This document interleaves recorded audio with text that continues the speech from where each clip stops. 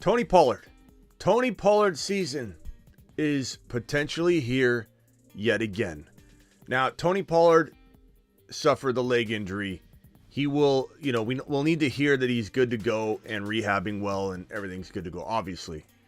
But we're pretty excited about Tony Pollard. Tony Pollard was a moon man last year. Tony Pollard might be a moon man today. The Fantasy Football Show begins right now. File on in. Hit that thumb up button on your way in the door. Michael K. CPA, as usual. James, as usual. First two in the building lately. File on in. Tony Pollard season. Yet again. We're talking Tony Pollard. Go. Live from the FantasyFootballShow.com studios. It's the Fantasy Football Show. Live! Monday through Friday, 7 p.m. Eastern. What is going on, good people? Welcome to the Fantasy Football Show. My name is Smitty. I'm here to talk Tony Pollard. I'm here to talk the 2023 Super Bowl. I'm here to talk about all of that and more, and take your phone calls and do all the other things we do on the show. We'll do a little this or that. We'll do a little take a lap and approve, Smitty approve, disapprove, maybe some fantasy football court. I don't know, maybe Bed Bath & Beyond, Home Depot if we have time. File on in, hit that thumb up button on your way in the door. Let's talk about Tony Pollard. This little beauty right here, this little piece of news. Cowboys running back Tony Pollard is expected to receive the franchise tag. This is good for a lot of reasons.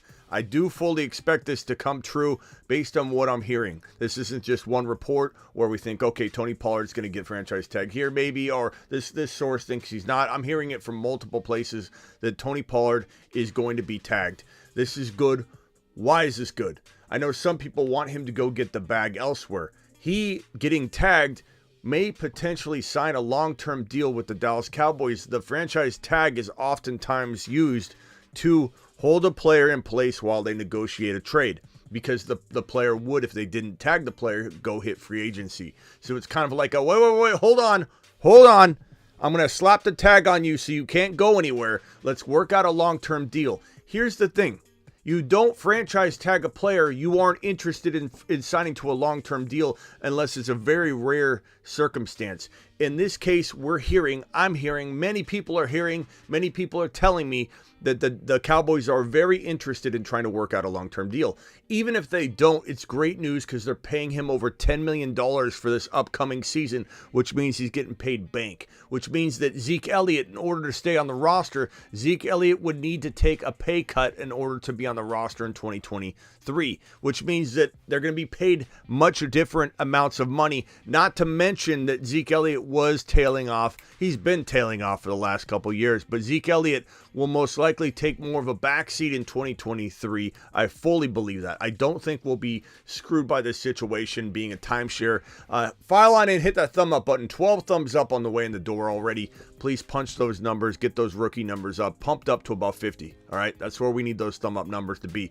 James, appreciate you being here. Danger, Jones, Sandu, all of you jumping in. No more Bijan to the Cowboys, Eagles. It is there's been no thought that Bijan's going to the Cowboys, in my opinion, Sandu. But yeah, he's probably not going to, because the NFL draft order, as I mentioned earlier, is set up to a point where the Dallas Cowboys at 26 have zero shot at Bijan Robinson. If they move up, maybe. And maybe Jerry Jones wanted to do that. There's been people talking about it, but I haven't felt that as a legitimate source out there, or a legitimate piece of information. It's always been Tony Pollard, or they would potentially attack another running back in the draft class, not trade up for Bijan. But you never know. Anything can happen.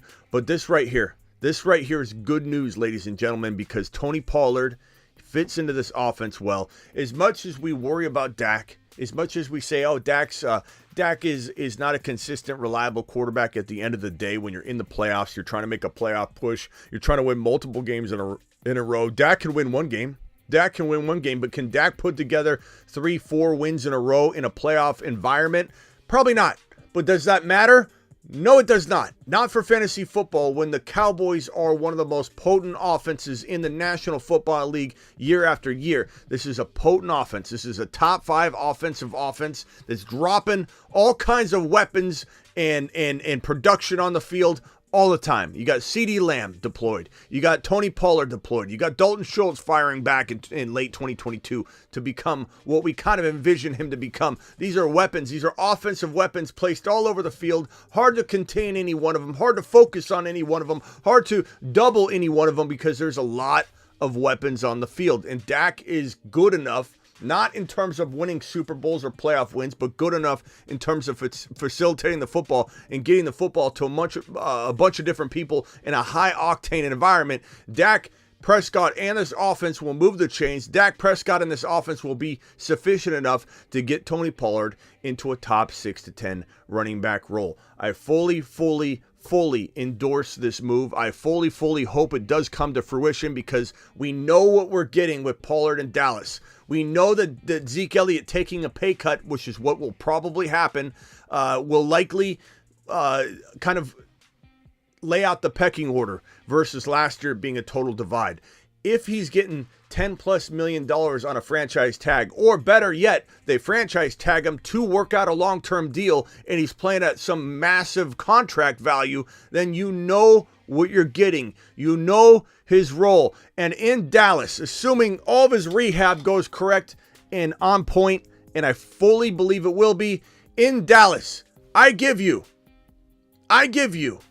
yet another surprise moon man, Tony Pollard. To the moon. Whoa. Tony Pollard. Whoa. Tony Pollard. Man, dropping loads in outer space. Absolutely phenomenal.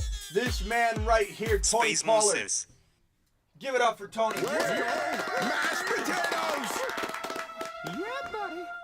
Tony is a returning moon man, just like Breece Hall. The moon man, dropping loads in outer space. We've got 2 returning moon men, Tony Pollard and Breece Hall. And both these guys absolutely exploded in 2022 fantasy football. Both of these absolutely outperformed their draft value, the cost of entry, where your boy Smitty said, strike while it's hot. Go get this guy, Tony Pollard. He won some people their leagues in some contexts. Breece Hall was on his way to winning anybody who drafted him. Anybody who drafted Breece Hall, he was on his way to winning you a league single-handedly, and he got injured. Both these guys were absolutely phenomenal. What's up, Call Saul? What's up, Jim? James? What's going on, Sandu? What's up, JCIM? What's up, Swaggy? What's up, Nightlife? What's up, Blind Larry? What's up, Danger? Bijan to Houston, you all, says Blind Larry. You never know. He could fall to that pick right there. What is it, the 12 pick? I believe it's the 12 pick. Houston has the 12 pick. It's possible. I do think the Eagles would be crazy to pass on him at 10. Absolutely out of their minds crazy to pass on him at 10.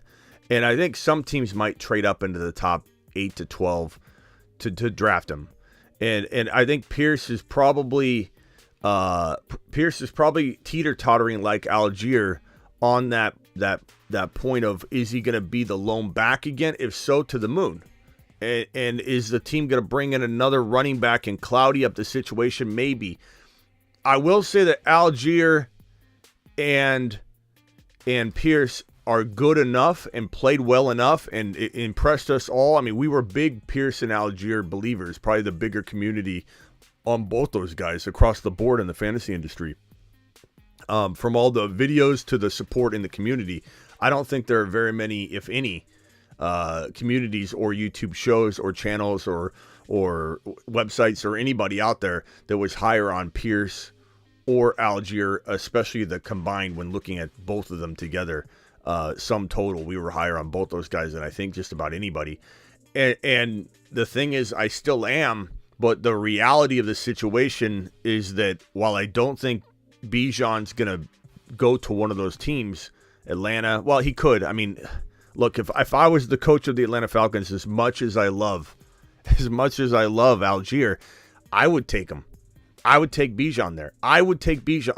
I know there's a lot of other holes and needs, but I would take Bijan there. I know they're trying to get Lamar Jackson as well. This pick would most certainly be involved in that Lamar trade. So the Ravens could have this pick if a deal does get worked out.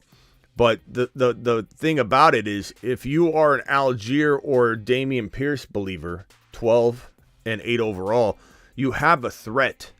You have a threat of another RB named Charbonnet, Sean Tucker, Jahmyr Gibbs falling into a Houston or Falcons second round or later draft slot. That's where the threat is to Pierce and Algier. I don't think it's at the first round level, because the only first round running back is going to be Bijan Robinson to the tune of a top 12, top 13, top 14, top 10 pick. I think Jahmyr Gibbs could go at the 25 to he could go to like, let's say Dallas doesn't franchise tag Tony Pollard, he could go to Dallas. You know, he could go to Buffalo, he could go to Cincy. I think Jahmyr Gibbs should 100% go to the 27 overall pick to the Buffalo Bills, the 28 overall pick to the Cincinnati Bengals, or the 31 pick to the Philadelphia Eagles. Bills, Bengals, or Eagles. I want Jahmyr Gibbs in that 26 to 30, but there's a shot he doesn't go there, and there's only one RB in round one. I think there'll be two. I think Jahmyr Gibbs will squeeze into this area, but if there is only one drafted running back in round one, then Pierce and Algier will be threatened by a potential temptation, if you will, by any club in the second or third round that's staring at a Jahmyr Gibbs, staring at a Charbonnet, staring at a Sean Tucker. So they're not out of the woods until they're out of the woods. I'm not going to predict them to be out of the woods. I don't think I can put Algier or Pierce on the bold predictions board. Maybe Pierce, I guess. Both of them could, I suppose. I could get real excited about one or the other, especially if the team comes out and says, hey, we're going to go ahead and hold off on a RB early in the draft. Like, they'd come out and tell us and telegraph it. I don't know why they would. Then I could see myself getting really excited. Or if I get some sort of insight or word from somebody I trust that one of these teams or both of them won't draft a RB anywhere near the top 2 or 3 rounds, then I could probably throw one of these guys back on the Moonman list for sure. But until it happens, you just can't, you don't know. Until it happens, you got to plan for the worst. And running backs fall so late that it's kind of hard to know. He's not going to go that high. Who are you talking about, Moonman Rick? Who are you talking about? Bijan? He's definitely going that high. Thank you, Blind Larry, for the topic, the subject matter. But back to Tony Pollard. Likely to receive the tag, looking at $10+ million on the franchise tag, looking at a very likely chance of getting extended. Zeke Elliott looking either released because the team will save, I believe, let me pull it up right here. The team will save, if they cut Zeke Elliott, the team will save, he's scheduled to make $16.7 million back to come back in 2023. Releasing Elliott is a $5 million cap savings. But there would be $12 million in dead cap money. So Elliott returning on a restructured deal, this is according to NBC, may be likeliest outcome here, allowing Dallas to keep him on the roster at a reduced salary. But reduced salary, like threat of being released, reduced salary is a reduced role. Paying someone $10 million a year after he's proven to be so explosive, and the Dallas Cowboys dropping the ball and needing, this is what I said, the Dallas Cowboys would lose and did because they didn't have Tony Pollard in that Tony Pollard capacity. That like even when he was healthy and on the field, they weren't using him and they were looking shoddy in the run game at times. And I know Zeke Elliott did well, like decent in 2022. He really did. He pulled his weight rather well, kind of frustratingly well. But not having Pollard was the prediction. Not having him due to injury was one thing, but I mean not having Pollard doing Pollard things is why the Dallas Cowboys wouldn't move forward. And I think not having him, they knew like this is what we needed. This is why we're losing. The Dallas Cowboys need Tony Pollard, and I firmly believe they're going to use him properly on a $10 million salary. Let's see here. Zeke will be gone. Because of the dead cap money, Peach, it makes more sense to reconstruct his contract. if he's willing to. If he's not willing to, then they will probably cut him, most definitely. But because they're going to have $12 million in dead cap money, restructuring him at a smaller amount is better than going out and getting another running back. Malik Davis is also another potential player that people need to take note of, because if Elliott does get released, then you have Malik Davis as the backup to Tony Pollard, and that's a must-cuff situation. So keep in mind, and he's a nice little deep sleeper in fantasy football dynasty and just, deeper leagues, even redraft leagues that just you're able to cuff all kinds of players and put them on the bench and stash them, taxi squads, etc. But very, very, very, very good news. Again, Moon Man, what is this, number 10 or 11? Let's count them. The Moon Men, dropping loads in outer space. This is number 11. This is number 11. Part of me wants to put the Raider quarterback on here or the Jets quarterback on here, but there's just too many variations of predictions happening, and we don't really know. The Jets could be left without a quarterback. The Raiders could be left without a quarterback. It really comes down to Aaron Rodgers. So whichever quarterback lands on the Raiders or the Jets, if Aaron Rodgers lands on the Raiders or the Jets, or Lamar does, or both of them, they both are potential moon men to an extent, but at that point, it's going to be hard to get them at good value because people will be all over it. The reason the Miami Dolphin moon man prediction makes so much sense, and it will come off the board if Miami Mike isn't aggressive enough or doesn't have a desire to replace Tua, and if he truly believes he's going to be okay going with Tua into 2023, we'll take him off the board. I'm not going to put Tua Tagovailoa as moon man number, number 10? I'm not putting him as Moon Man 9 or 10 or whatever he is if he's the starter. This is placeholders for whether it's Lamar, whether it's potentially... I think Derek Carr could even... I don't know that I'd leave Derek Carr on or off. I'm not sure. I think Derek Carr would have such a surprisingly good year, that he could potentially stay on. But this placeholder was more so for Lamar and more so for Aaron Rodgers. And Aaron Rodgers doesn't look like a likely candidate for the Miami Dolphins right now. Things can change quickly. I do think Miami Mike is probably going to try at some point to lure in Lamar Jackson, but we'll see. We'll see. If not, then this is probably coming off. We're probably taking off this Miami Dolphin quarterback placeholder. Do we have any Titans on the Moon Man list? Michael, why would we have a Titan on the Moon Man list? I'm a little confused. What, is something happened that I don't know about? All right. Where are we at here? I agree like Gabe, but he isn't pulling wide receiver 2 status. Gabe Davis is tough. He always does great when fantasy season is over. I still like him a lot. I'll still draft him in a lot of leagues. JSN falls. We'll see where JSN goes. JSN's definitely going to be a potential moon man very, very soon. We're gonna play that one by ear over the next couple weeks, but I would say he's in the top 4 candidates for being the next moon man. If you want a little bit of a early nugget for being here. Punch that thumb up button though. We got 70 people in here, only 22 thumbs up. Let's hit the phone lines after we get through these pieces of news. So Tony Pollard, we got Zeke Elliott, we got those pieces out of the way. Punch that thumb up button. This one I love a lot. This could be a potential moon man. I'm just telling you right now. I like Sam Howell, and not a lot of people see him coming. And the Washington commanding football team, this team may not be in the business or in the sweepstakes at all, any sweepstakes of getting an elite quarterback on any level, even a mediocre quarterback from this quarterback pool. Derek Carr is probably not going there. He's the last of the good quarterbacks too. You got A-Rod, he's got to be traded, so he's not like he's just a free agent acquisition, but in the quarterback movement pool of players that are potentially capable of being traded, moved, tagged and traded, free agent. It's Carr, it's Lamar, it's A-Rod, and this team isn't getting any one of those guys. They could get a Jimmy G, they could get a Mike White, they could get someone like that. I certainly like Mike White here, but I'm rooting for Sam Howell to walk into 2023 as the starting quarterback. I really like this kid. He's moon man capable. I'm just telling you right now, start preparing for a lot of hype by your boy Smitty on Sam Howell in Washington. I think he could be something special. I'm not saying he is. I'm not saying he's a lock for it, but I'm saying I believe that there's upside there. Brock Purdy, according to Ian Rappaport, will undergo surgery to repair his torn UCL.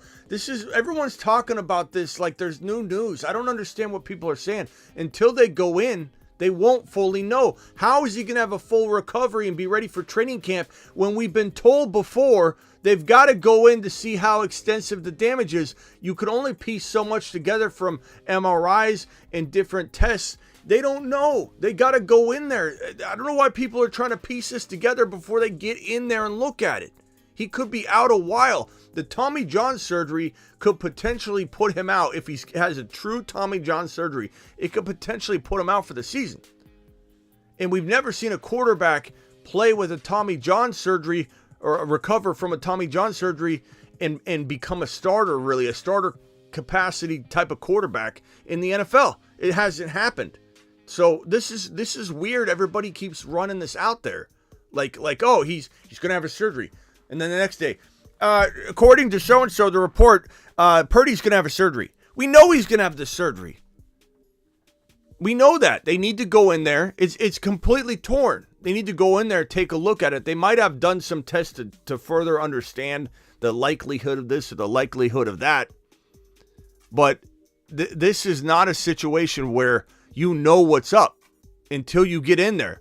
Just like when they did my patellar tendon surgery, they didn't exactly know what was up until they got in there. They had a good idea of what was happening, and when they went in, it was the same thing that they thought, but there could have been other damage that they couldn't tell, and they go in there, they see what's what, and they repair it. This whole being ready for training camp is premature. And Trey Lance is going to probably do everything he can to try and win this job before August, and he'll have a ton of time to attempt it.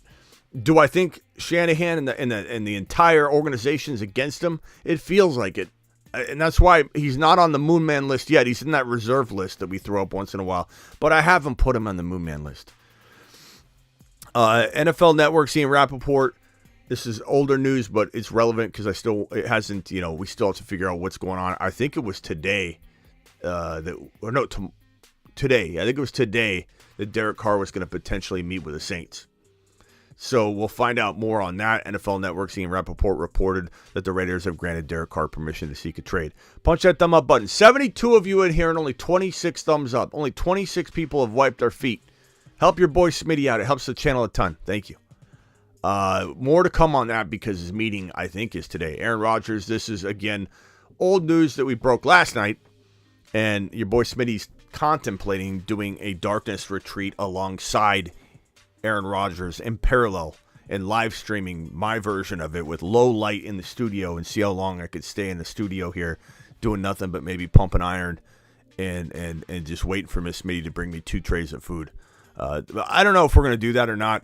It might make more sense to say, hey, let's just go live for the 10 to 12 hours once the trade is executed. Once he's traded to a Jet uniform or a Raider uniform and we get to celebrate the rejoicing success that trickles down to the wide receivers and tight end and whatever team he falls to, Breece Hall, we might just do a 10 to 12 hour live stream in celebration of that. I don't know that we need to do the whole darkness retreat with A-Rod. It sounds fun. It would be good promotion, but I don't know. The more I think about it, it's more of a promotional thing than a usefulness to you.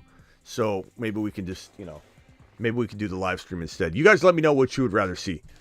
Carr would be the exact same or worse anywhere else. I think Carr is going to be phenomenal in Miami.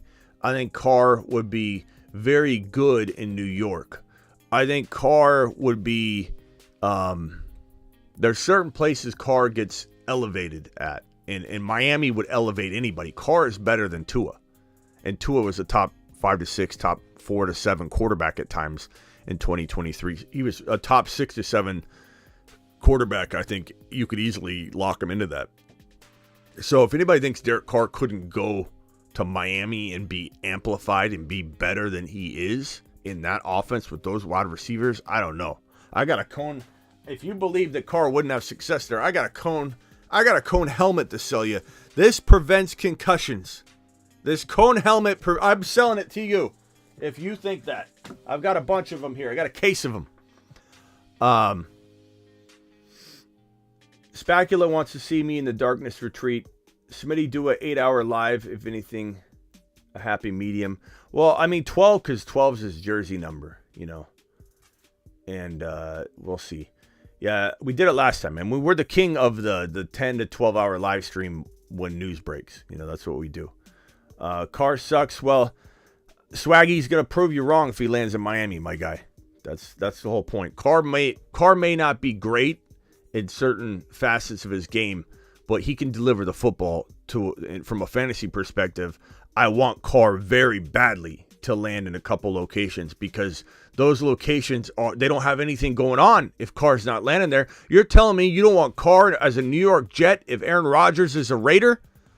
Swaggy, who do you want to command the New York Jets and throw the football to Garrett Wilson? How's Garrett Wilson going to be a top 5 wide receiver if we don't get him a Derek Carr at the very minimum? Or bring back Mike White. There we have it. File on in, hit the thumb up button. Phone lines are open. Let's roll. Call into the show. Call into the show.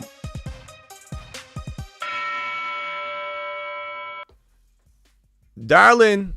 Your boy Smitty is here to answer your calls and save the day. Tony Pollard, we can talk Tony Pollard. You can call in and talk about Derek Carr. You can call in and talk about whatever you want. The Super Bowl predictions. Not going to lie, is funny seeing football trying to figure out a Tommy John surgery for the first time. Ada, I'll tell you, I'm up in arms over the way people are reporting on this, and they have no idea what they're talking about. Like this right here, that Ian Rappaport saying that he'll undergo surgery. Yeah, no, we know that. That's not news. Like, this is breaking news. Everybody's posting it everywhere. All these Niner pages posting it everywhere. The Niners, Ian Rappaport reports that Purdy will undergo surgery to repair his UCL. Yeah, we knew that. Captain Obvious. And is expected to make a full recovery and be ready for training camp. Who says? We've never had a Tommy John surgery at a starting quarterback level ever. And we've already been told until they go in on the day of repair, we won't know the full extent, and yet people are saying full recovery. They're out of their minds, Ada. They're out of their minds. They're running with stuff, and they don't know what they're talking about. Smitty, I'm mainly a baseball guy, so this is every day kind of injury. Yeah. Jets should honestly just let Mike White get healthy and commit to him for next year. I wouldn't mind that specula at all. I wouldn't mind that at all. Purdy after Tommy John surgery will be an Uncle Rico and be able to throw the ball a quarter mile. We'll see, bro. We'll see. Being a quarterback, I'm not saying he can't have a full recovery. I'm not saying he won't have a full recovery. I'm merely saying we can't say he's going to be fully expected to be ready by training camp when we've been hearing nonstop that it's going to take him into, getting in there and looking at it. Smitty for the first Mike White truther I've ever heard. Thank you. Appreciate you. I like Mike White a lot. Molly Waters says he's gone 12 months bare minimum. I don't know that it will be 12, but I know that if it is Tommy John surgery, and they said this from the beginning, there was news reports everywhere. It says that if it's a repair, it's not a total tear, they can salvage it, that he could be back in 6 months. If it's a Tommy John, he could be out for a full year. Now we're hearing he's going to have Tommy Johns and he'll be back in 6 months and be ready for training camp. It's ridiculous. You're talking about a quarterback that's just getting started and he's got to throw the football. And I know that it more is a baseball injury, okay? If it were Mahomes, it would affect Mahomes because Mahomes throws like a baseball. But this is something that's still going to affect a man that's going to throw the ball constantly. You haven't measured it and figured out how the repair. Is he going to have enough time to get it right? Is he going to have a setback? If he goes out there too early, they'd be smart to say, you know what, we're not pushing it. We're not going to even expect him to be ready week 1. And if Trey goes out and fails in week 4 or 5, you plug Purdy in just like you did during the season last year, and he does what he did. He does very, very well. But give him enough time to not have some sort of setback and potentially ruin the chances of him ever being 100% because you want him out there in 6 months. The 6-month timetable is ridiculous. Absolutely ridiculous if he has a true Tommy John surgery. People don't know what they're talking about. They don't know what they're talking about. It's not a 6-month surgery. He'll be re-injured if he's out there on the field in August, throwing the football hardcore. Unbelievable. Give Trey a chance anyway. You know, Trey deserves it. Trey deserves it. Give Trey a chance. I want Trey to get an opportunity. We didn't see Trey play with Christian McCaffrey. We didn't see Trey play outside of a mud bowl and then one other game where didn't he get injured? And what game did Trey get injured? Was it week 3 or week 2? I want to say it was week. Was it week 3? Trey had a horrible hand dealt to him. You know, that mud bowl in week 1. And then what did he do? He came in, let's see, I'm trying to refresh my memory on Trey's season. He got hurt in the second game. So a mud bowl in Chicago in week 1 where people have the audacity. I think Seattle had rain too. Didn't Seattle have rain? Or was it San Francisco against Seattle? There was rain. I think it was like a wet week 2. It was like a wet week 2 in San Francisco against Seattle. And then he had a mud bowl that he had to play in Chicago. And then people were like, yeah, they just limited the offense around him. What do you mean he didn't get a chance? People drive me nuts. People drive me nuts. Sometimes I can't handle even leaving the house because people drive me nuts. Here's Trey Lance's game log for people that want to run their mouth about how the offense was dialed back and Trey wasn't trusted by the coaching staff and all, and that, which I agree with. I'm saying, but by the play calling and the playbook and how much he knew, he got 13 completions on 28 attempts in a mud bowl, and then he had 3 attempts and was injured. How are you going to judge Trey Lance on 3 attempts? Because you certainly can't use this Chicago game in a mud bowl to determine how well he had a grasp on the offense, how much Shanahan was going to unleash him, how good he was going to be, how many throws he could make. Was he a gadget quarterback? Was he only a half-run, half-pass quarterback? You had no way of knowing. You could throw week 1 out the window. Throw week 1 out the window. This guy got 3 attempts and was injured. And I'm mad about it because I feel like Shanahan had a big part as to why he got injured, running him up the gut like he's a fullback, trying to teach him to slide, telling him to slide. Take care of your body, Trey. Here, halfback plunge on 3. Go. Show pictures of that game, Smitty. I think people remember that it was a complete mud bowl, just a mud bath. Call into the show. Call into the show.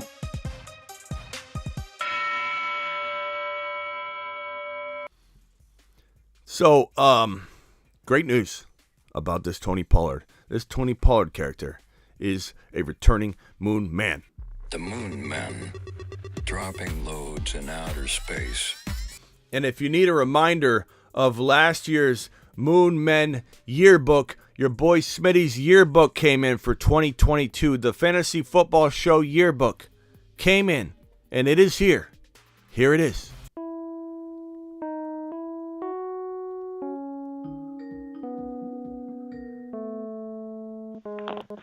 Ada, you're live on the Fantasy Football Show. What's up, Smitty? How you doing? I'm good, bro. I think, hold on, I honestly, I do think Shanahan being Shanahan, they probably do re-sign Garoppolo. Bro, I've been saying it. I've been kind of running out there the last couple of days on my Niner live streams that I do with Raj on Instagram and all that. I'm like, until he's gone, bro. Until he's gone, I think they're not going to give Lance a chance, though. But here's the problem, though. Here's the problem with that. Here's why I don't think it ends up happening. But I until Jimmy's signed and on another team, I'll believe it when I see it. But here's why Jimmy G is going to actually be elsewhere in 2023. When you look at the amount of quarterback openings, bro, he's going to get a job.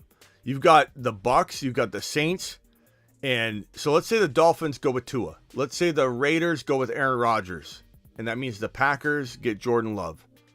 Let's say the Ravens retain Lamar. You have the Jets, the Saints, and the Bucks all fighting for Derek Carr and who, bro? Jimmy G. Derek Carr. Jimmy G has one of at least 4 opportunities, but you could even call the Cardinals for half a season an opportunity too. But there's 3 jobs that will say, Jimmy G, we want you to be our starter instead of going into a cloudy situation. And there's no way Kyle Shanahan says Jimmy's our guy, because he doesn't commit to anybody this early, bro. So if they were to bring him back, it would be under the assumption of a competition. Maybe he'll wink, you're going to probably likely win it. But Shanahan already came out and said they have 2 quarterbacks that are starters. They can't envision a scenario. I do believe he could. He also said bye to Jimmy G last year, and then they invited him right back. But I think Trey would have to get injured.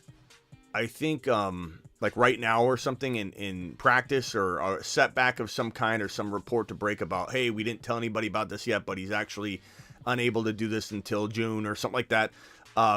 If something like that came out, then I believe Shanahan would readdress the situation. But because Jimmy G's going to be guaranteed a starting job somewhere, which I don't necessarily think is going to work out, but I think that that makes him as good as gone, because that's money, bro. That's a big amount of money Jimmy's going to get. The Niners won't pay him a big amount of money. Not with Brock Purdy as the potential future of the team is the way I think they're looking at it. I don't think they're going to pay big dollars for Jimmy G, and Jimmy G will get it. You know what I mean? He'd have to go take a hometown discount, and I don't think he wants to do that. Plus, Jimmy's I don't know if you know, but the relationship between Shanny and Jimmy is not good. So I don't think he wants to. Oh, yeah. I mean, he was smiling the whole time when they were losing to the Eagles.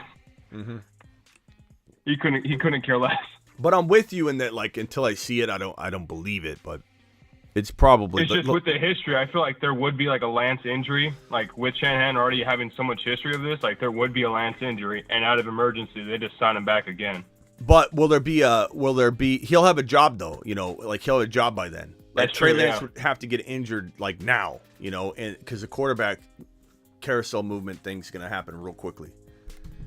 So I hear what you're saying, and there's definitely like a scenario I can envision, but it'd have to fall just right. You know what I'm saying? Yeah. But yeah, I guess the problem is Jimmy G's going to one of these spots, and he's going to ruin the wide receiver production for somebody. He goes to the Saints. Maybe Olave survives because he's such an amazing wide receiver. Maybe, you know, he runs a little more too. Maybe he, you know, the short yardage stuff he's good at, as well as the long stretching the field, air yard leading type wide receiver role that he could be, and he proved with Winston. If Jimmy G goes, Thomas would be. I feel like Michael Thomas would do good if Jimmy G went there, just throwing slants to him all day. Who's Michael Thomas? Is that a former player that used to play in the NFL? Michael Thomas. Do you really think we're going to see Michael Thomas again? I don't know. I mean, we might. I mean, we didn't think we were going to see Jimmy G in San Francisco. We never know. I knew that. I was saying that all year. But yeah, I who knows? Michael Thomas could, you know, rebound to some capacity, but I don't think we'll ever see the Michael Thomas of old. But Jimmy G, if he goes to the Jets, I want to throw up all over my desk. If he goes to the Raiders, I want to throw up all over my desk. If he goes to Miami, I want to throw up all over my desk. If he goes to the Saints, I'm pretty mad. I'd probably throw up on my mouth and then later on throw up on my desk. If he goes to the Bucks, I know this sounds crazy, but if he goes to the Bucks, I almost have a little bit of relief comparatively to the other situations. I know that hurts 2 wide receivers, but I just feel like we don't even know what Mike Evans is going to be next year already. And I like Godwin a lot, but I also don't know what Godwin is going to be. Those are the 2 wide receivers that I'm not backing to a significant degree anyway. I'm going to be devastated if Adams gets, you know, devalued by Jimmy G. I'm going to be devastated if Garrett Wilson doesn't get an electric passer. I'm going to be devastated if Olave doesn't. Those are my guys. I don't have any real big time support behind the Buck wide receivers. And I just don't know where Mike Evans is going to be next year. I like him a lot. He's obviously amazing, but I kind of think I would be more upset over Jimmy G landing in one of these other scenarios. Mike White, I'd much rather have in a Saints uniform. Mike White, I'd much rather have as a Jet. I know he crumbled at times last year, but he also has proven he can do it. So I do like Mike White. I think Mike White needs a full. He also had the team behind him. Yeah, they love him. People don't factor that in. Like, they wanted to play for him. Yeah. All right, I was going to switch this now to the running back market, I guess.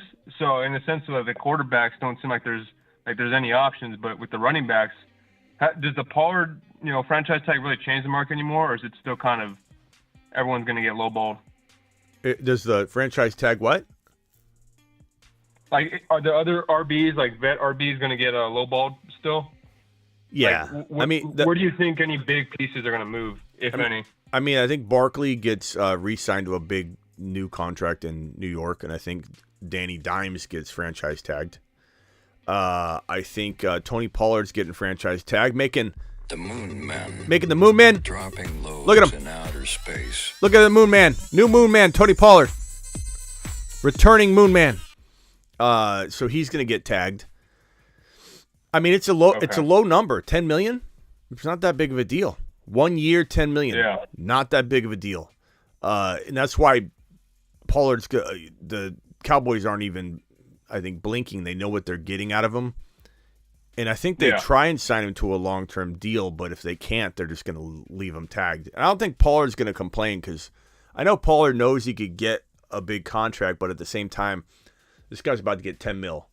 And players believe in themselves, and I think he probably believes that he's going to prove it and bank on himself. And I like that. I think he's young enough where he can still have that mentality. And 10 million is a nice way to go about it. And keep in mind that if it's a little different for running backs though, but I don't know that they know that. But like if you look at Lamar. Lamar didn't sign a contract last year. He wanted $230 million guaranteed. And I ripped him for it, and I admit that I admitted that it could work out for him, but not because of what he envisioned to happen, because just waiting naturally, if you do get the same interest the next year, and there's a possibility of you getting more money because the salary cap increases. So part of it might have been his strategy to wait because the salary cap increases, but Deshaun Watson got $230 million guaranteed. And at the time, NFL World's newswires, shows like mine, we went absolutely nuts. $230 million guaranteed. We never have seen that before. Fully guaranteed. Yeah. Well, you're now looking at potential $350, $400 million total contracts that are going to be offered to these top shelf quarterbacks. And him getting $230 million guaranteed this year isn't going to seem that crazy. He could get more. He could get like $250 on a $350 deal. So, I mean, at the end of the day, but so getting tagged isn't a bad idea. Even if Lamar got tagged this year and he played on it, assuming he's still a hot commodity, and he probably will be given he's a quarterback, and his shelf life is longer. Even though he runs, it'll be shorter than a quarterback that doesn't, but he's still got a lot of time left. So Lamar could be looking, if he gets tagged this year, at even more money the next year. But with Pollard, he's going to kind of have that same mentality probably, like, hey, if I get tagged now, the cap's going up. I don't know that he's going to get more money next year than he would this year. It's not. But if he feels like, okay, here's the tricky part with running backs, though. They typically don't get those. Like, this is Tony Pollard going into his first, like, re-up contract, right?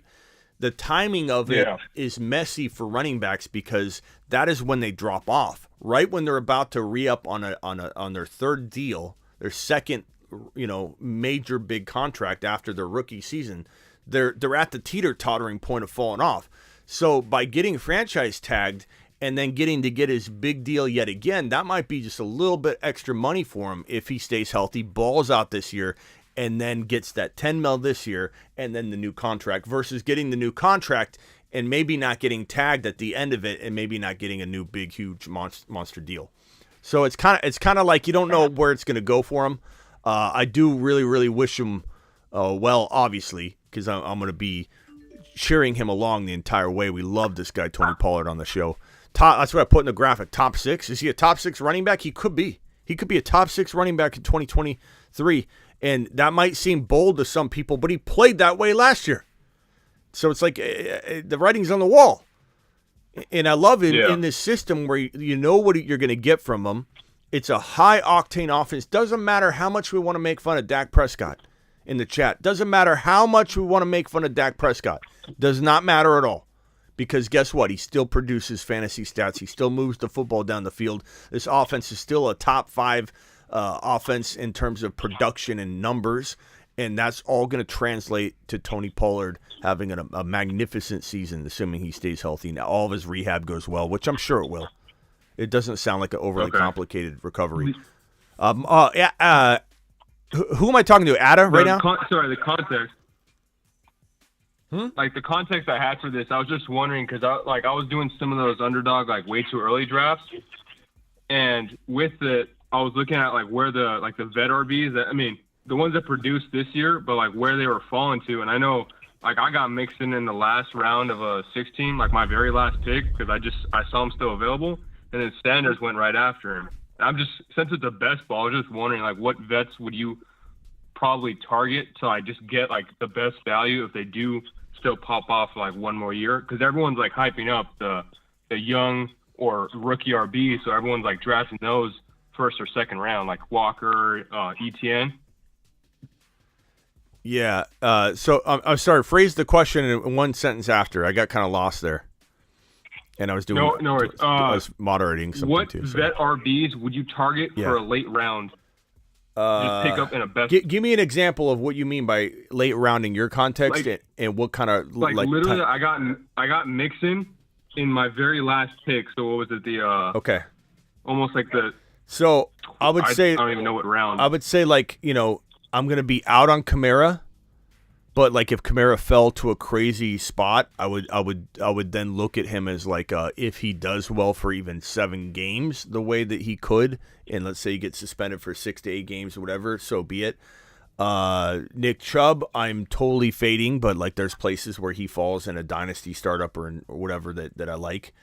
I don't know that you're gonna see there's not a whole lot of other players that come to mind. Dalvin Cook, I'm out on. I think he goes too high to even say, but he's good value here. I don't think he's going to deliver. I don't want Zeke Elliott. There's not a lot. Honestly, it's the changing of the guard, bro. This is why I say the changing of the guard is here. And it's not here on just the running back level. It's here at the wide receiver level. It's here at the quarterback level. It's here at the RB and RB and tight end. It's not across the board. It's a changing of the guard. Look at the top 5 quarterbacks. Josh Allen, or we'll go in order of what I think everyone's going to say. Mahomes, Joe Burrow, Josh Allen, and Jalen Hurts. Or it depends on if we're talking redraft or dynasty. But those 4 quarterbacks are all young monsters, bro. And who's nipping at their heels? Justin Fields, Trevor Lawrence, Lamar Jackson is still young enough. Herbert's still young. Those are your top 8 to 9 quarterbacks. They're all young. Yeah. Those are your top redraft quarterbacks. Those are also your top dynasty quarterbacks. So that changing of the guards here. At RB, McCaffrey's lingering, right? But you have Bijan, Hall, Walker, Barkley's still young enough. You have Henry and potentially Christian McCaffrey and Eckler and Cook all kind of falling. And you got ETN, Gibbs, JT still young. I don't know that there are any. I don't know that there are any vets for you, bro. I don't think there are going to be very many vet running backs. They're all falling off. Okay, because the draft I was doing was that early draft, but it's before the actual NFL draft. So I was trying to see if I could get any in a sense a sleeper pick in the last 2 rounds just to throw on my bench, because I got ETN and Walker right on my team. Yeah. But then just as a third RB. As a Sanders or a Mixon or anything like that. Yeah, I'm not big on Mixon. I feel everyone overlooked everyone was overlooking them. They were going for Pollards, which I understand. But that's and that's the thing, bro. While I could sit here and tell you, there is a place where I like Mixon, Aaron Jones, and Cook and those guys, but I don't because you're still looking. They're going late, but I still want a Pollard 100,000 times over those guys. Sean Tucker. The rookie running back Sean Tucker out of Syracuse, I want this guy over every single one of those guys over Alvin Kamara, over Cook, over Nick Chubb. Like, I get 1 year Nick Chubb might do well for one more year. He could, but he's on the verge. He's on the verge of falling off. Like, we saw Cook and Kamara kind of like, maybe not Kamara. We saw Cook kind of crawl along this year. Anybody that owned Cook, Dalvin Cook, they know that he crawled along. Like, he broke off, he'd do really badly, and he'd break off a run at the end of the game and have 100 yards. And you're like, oh my God, how did he do that? And then it happened again. And it happened again. The offense is more pass heavy than it's ever been, and that's not going to change. And so, like, he was teeter-tottering, and he ended up having a pretty good year considering, but just no way. I'm not even going near Dalvin Cook this year. I'd rather take my chances on these younger running backs. A.J. Dillon, Ramondre Stevenson, Tony Pollard. And those are all guys that are outside of the top 10. Like, I know a lot of people want Ramondre to be top 10, but Ramondre's hard to put in the top 10 when you don't really know the direction of his career or what Bill's going to do. Bill's going to draft 2 or 3 running backs. Ramondre has top 10 running back explosion potential, but you got to be careful where you draft him. But you got Javonte outside the top 10 right now because he's injured. You have Jonathan Taylor floating around 7 to 10. You have there's just no room. Yeah, even Hall and everything. Hold on, Ada. Hold on a second. Mike, what can I do for you? You're live, pal. Oh, I don't need to. I had an NFL draft question. I didn't want to change the subject. No, go ahead. I wanted to finish, but... Go ahead. All right, buddy. Have you noticed that this tight end class is absolutely... I know I've been talking to the NFL draft a lot. This tight end class is loaded. What are the best landing spots in the first and second round for the four, for a tight end? I got a couple in mind. Like, I think Washington would be, for opportunity at least, like, because they need a tight end. Maybe, and, but maybe if Sam Howell doesn't get a crack, and if Sam Howell doesn't become the guy I want him to become, then I don't know that that's going to be beneficial, but I understand what you're saying. Cincinnati would be interesting, although, like, obviously we all think Hurts did good, but that's still a good spot. I think it would be...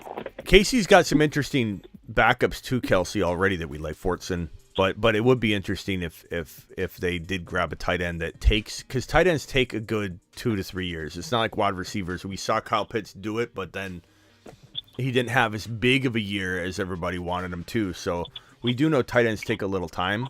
It would be interesting to see a tight end go there. As far as like more glaringly obvious spots, I would say. The Bears would be interesting. Let's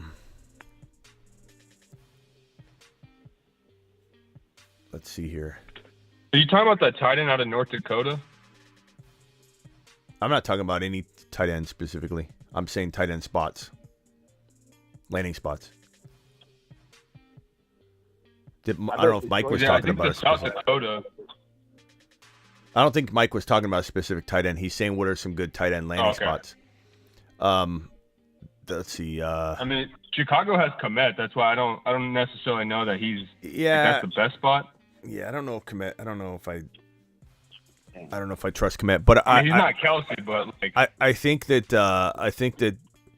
the Bears could use a really good tight end that could develop alongside of Fields, though. I don't know. Chargers have an opportunity to where, like, there's talk about Keenan Allen getting released and being a cap casualty. I can't see that happening, but they definitely need somebody else to pull in passes that's dominant, not someone that's okay. So it just depends on who they bring in. If it's like the top prospect or something, like I could see the Chargers, going after a big name tight end, but I don't know.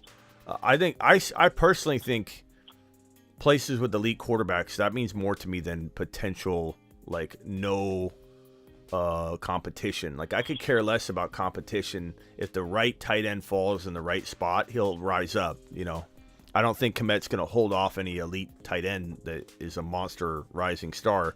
I don't think Hurst is going to hold back, given that he can get injured a lot anyways, hold back somebody from rising up with Joe Burrow. So I more so see a tight end fit that way than, than actually like Washington, where there's an opening and then there's no one to throw him the ball.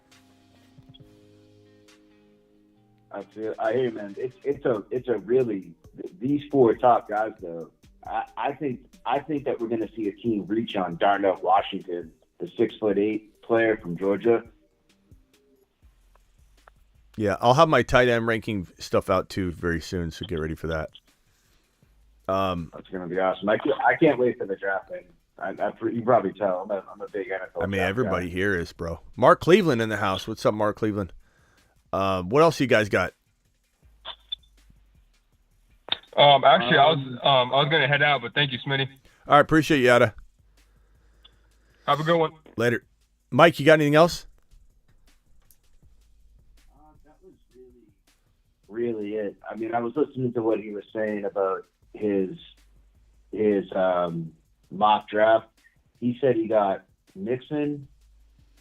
What did he say he got? I forget what he said. I think he said he got Mixon late. Yeah. But Yeah, then he also said that late was like where Tony Pollard's were going, and I'm like, well, Tony Pollard's going early, so I didn't understand. I didn't understand what he meant on that, because Tony Pollard could.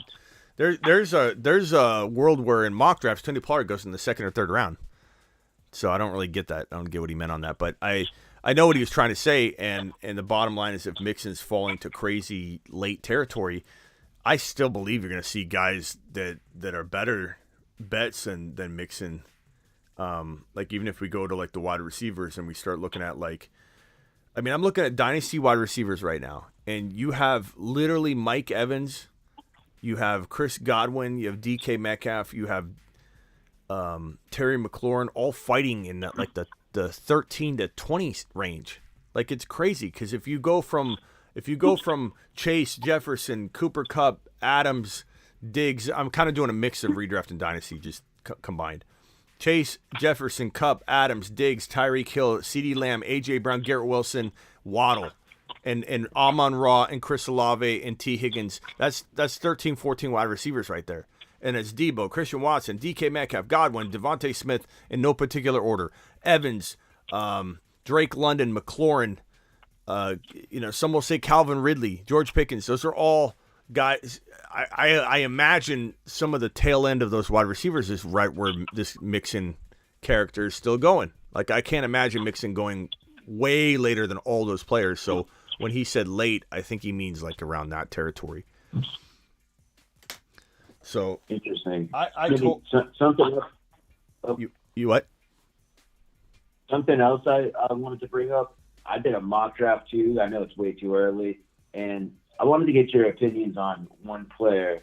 I got Cam Akers in the 7th round, and I thought that was a really interesting value with how he ended the season. We still have some. He looked pretty good at the end of the season. He did, but I still worry about him staying healthy and doing that at a consistent level in multiple years and all that. So I don't know. It's still a very brutal injury, but we have seen like Deonta Foreman recover from the Achilles injury, not to return to a top 10 running back, but he was like borderline, at times, and that's like the closest thing we've ever seen to it. But it was so many years after that he got to this point. Like we're talking about like 5 years later or something like that, 4 years later, not 1 year removed, but Akers has looked the best out of any running back that has recovered from that torn Achilles at this stage. I knew, we talked about it the whole offseason. There's no way he was doing it this past year. There's just no way. But this coming season, is there a world where Cam Akers could be borderline 9 to 12, 8 to 12? Sure. And so 7th round, I'm okay.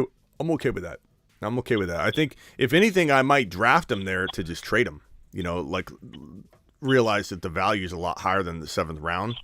And so I would want to trade and try and get into a Pollard, try and get into a rookie like Sean Tucker or Charbonnet or Jahmyr Gibbs using Cam Akers at 7th round value. But yeah, no problem with that. And it's not like a crazy enough value to where you couldn't just let it ride, play with the house's money on that, and just hope he does well. Do I believe in him fully yet? No. But do I think there's upside? Sure. Yeah, the other guy I was looking at that pick was him and I kind of wish I snagged Trey Leon Burks over him. It was a $3 best ball draft. It was just to have some fun. But I'm excited about Burks with this new offensive coordinator. Yeah. I mean, seventh round, you can't go wrong with Akers in the seventh round. That's not bad, especially if you were to go like early wide receiver, quarterback, and tight end shopping, and then you came circled around and got your one running back, and you waited until round 7 to get your number 2 running back, and you ended up getting Akers. That's a pretty good move. You know, that could work well. I don't know that I trust him. I'd probably trade him before he got hurt or something. That's the way I would look at it. All right, bro. Appreciate you calling in. Thank you, Smitty. Have a good night, buddy. Later, Mike. Thomas, you think Stafford makes a comeback? Yeah, I don't see why he couldn't. You know, everyone's like writing him off already. Like Stafford, he had an elbow issue. He couldn't do things that he was supposed to be doing, and then he ended up getting he's got had a lot of injuries. You know. Do I think he could come back and have another good year or two? Sure. At least a year. I think he'll be good enough to throw it to Cooper Kupp. I mean, they're a proven, duo, a very good duo. But do I think I'll be starting Stafford in any fantasy league? Absolutely not. Do I think he's good enough to feed Cooper Kupp numbers that can make him a top 4 wide receiver? Absolutely. So to the level of loving him for Kupp, yes. Loving Stafford on any sort of level of me starting him, no. So definitely depends on the angle we're taking here and the context of what we're talking about. Again, phone lines are open. We got just a few more minutes left. We're doing the hour show today, so we'll take one more phone call. Call into the show. Call into the show.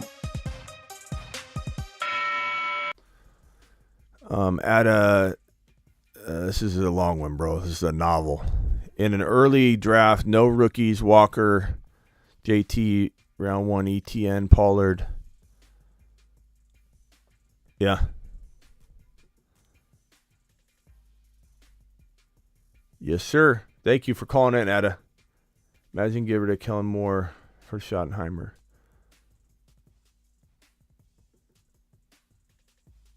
Akers looks better than before. We'll see, bro. We'll see. I mean, he looks pretty decent. He looks pretty decent, but he's always been injury prone. And everyone's going to argue that believes in him, and that's fine. I mean, that's why we play the game, bro. But Akers was, your boy Smitty said, the most injury-prone running back in the NFL right before he tore his Achilles tendon. And I'm not saying I predicted the Achilles tendon tear, but I'm just saying that I was worried about him staying healthy before the Achilles injury, so it's hard for me to come back around and be like, you know what, I really Motion detected at the backyard. I really like this guy Akers after I, predicted him to be very injury prone. Like I just can't get behind him. Ziggy, show me the backyard. Okay. I got to change him to the front yard. He thinks the backyard's the front yard. He mixes everything up. That's Miss Smitty. Miss Smitty's home. Does she have any food? Does she have any food? Looks like I'm picking up food today. What should I get for food? I kind of feel like wings. I feel like hot wings today. Ziggy off.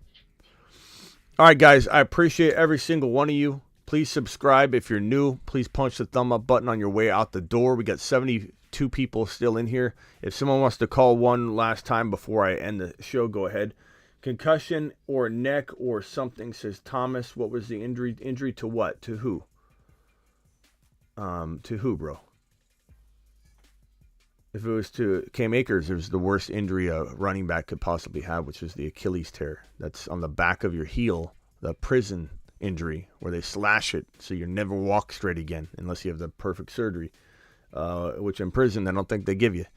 So that's why that's the shank tattoo. Weight loss goals, healthy food. I know, JC, but wings are so good, bro.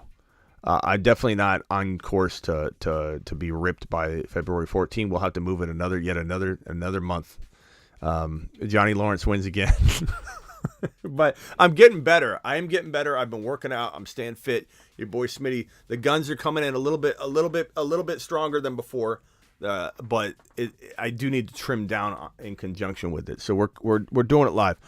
I might be live from the Super Bowl festivities tomorrow, and I may go live on and off throughout the entire day. So hang with me tomorrow. Make sure your notifications are on, because your boy will be potentially live on and off all day. I will see you all maybe tonight. Maybe I might go live again tonight, but definitely tomorrow again multiple times. I'll see you all later. Appreciate you.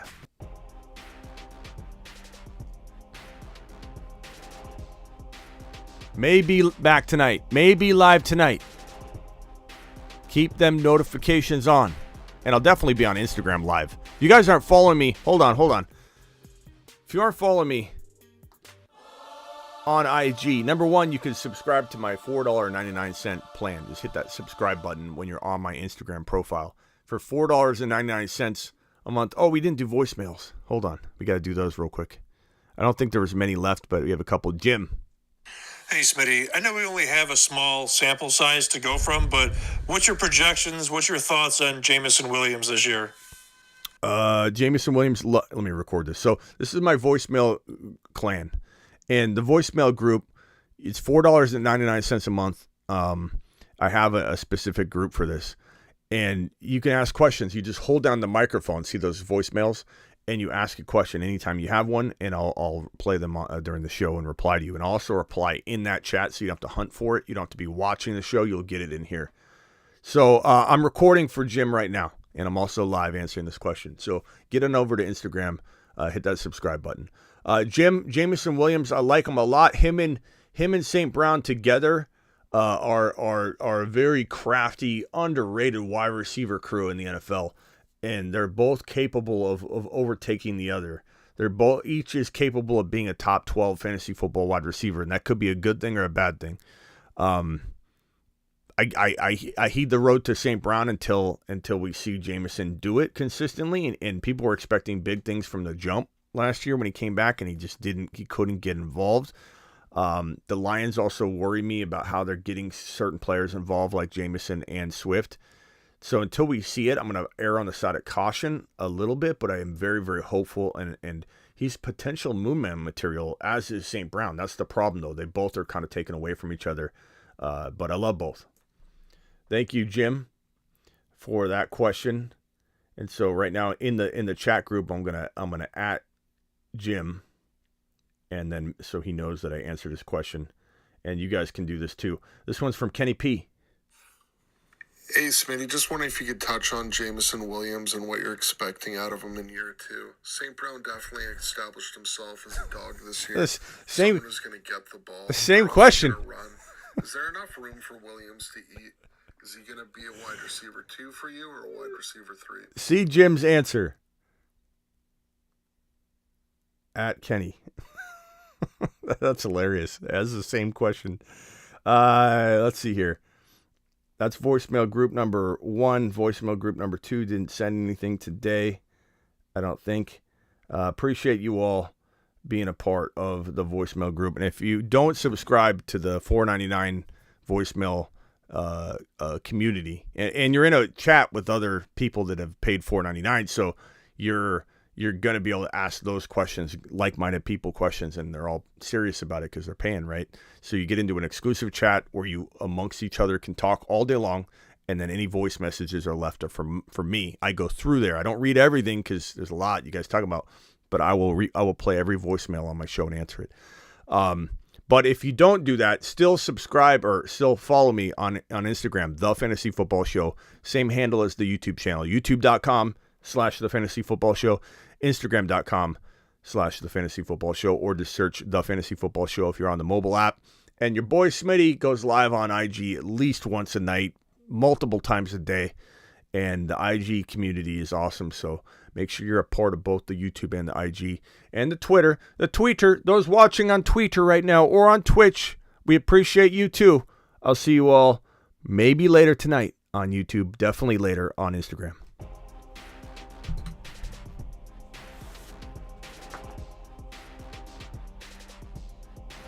People are getting burrowed left and right, and people are going to remember it. Get burrowed. The Moon Men, dropping loads in outer space. Look at him. New Moon Man. Congrats to Tony Pollard. Space Monsters. Congrats to Tony Pollard.